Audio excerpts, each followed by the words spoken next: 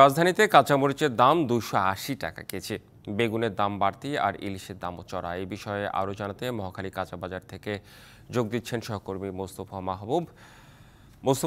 আপনার কাছে জানতে চাই যে এই যে পরিবর্তিত পরিস্থিতিতে নিত্য প্রয়োজনীয় পণ্যের দাম আপনার কাছে কি মনে হচ্ছে, বেড়েছে না কমেছে? আর বিক্রেতা আর ক্রেতারাই বা কি বলছেন?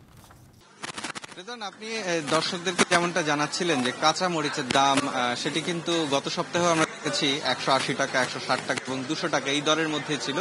আজকের বাজারে যেটি 280 টাকা হয়ে গেছে এবং একই সাথে বেগুনের দামও কিছুটা বেড়েছে। আমরা যেমনটা দেখেছিলাম 60 থেকে 80 টাকা ছিল, সেটি 80 থেকে 120 টাকা হয়েছে।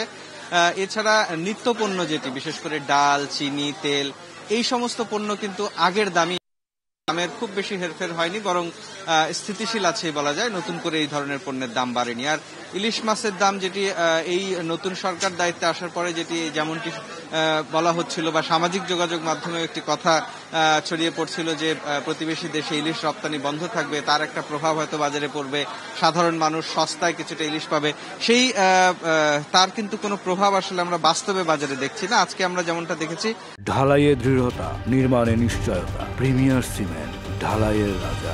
1 কেজি ওজনের যে ইলিশ সেটি কিন্তু 1500 টাকা কেজি দরে বিক্রি হচ্ছে এবং 1 কেজি থেকে 1300 বা 1400 গ্রাম ওজনের যে ইলিশটি সেটি কিন্তু 1700 টাকা কেজি। অর্থাৎ আমরা আগেও কিন্তু এরকম চড়াই দেখেছি দাম। অর্থাৎ সেক্ষেত্রে সামাজিক যোগাযোগ মাধ্যম সহ জনজনের মুখে মুখে যে কথাটি প্রচারিত হচ্ছে যে ইলিশের দাম কমবে, রপ্তানি বন্ধ হয়ে গেছে, তার কিন্তু প্রভাব খুব বেশি পড়েনি। এছাড়া মুরগির দাম কিছুটা বেড়েছে। মুরগির দাম কিছুটা বেড়ে আজকে ব্রয়লার মুরগি কেজিতে 10 টাকা বেড়ে আজকে 175 টাকা, 170 টাকা এই দরে কিন্তু বিক্রি হচ্ছে। আর সার্বিকভাবে আসলে বাজারে ক্রেতা এবং বিক্রেতা সবার মধ্যে একটা উদ্বিগ্ন আমি দেখেছি। সবাই উদ্বিগ্ন। এই দেশের যে বন্যা পরিস্থিতি সেটি নিয়ে কিন্তু সবার মধ্যে এক ধরনের চিন্তা আছে এবং সে কারণে বিক্রেতারা বলছেন যে আজকে ক্রেতার সমাগম বাজারে কিছুটা কম। তো এই ছিল এখন পর্যন্ত বাজারের সার্বিক পরিস্থিতি। রেদওয়ান, উদ্বিগ্ন থাকাই খুব স্বাভাবিক। আপনাকে ধন্যবাদ মোস্তফা মাহবুব।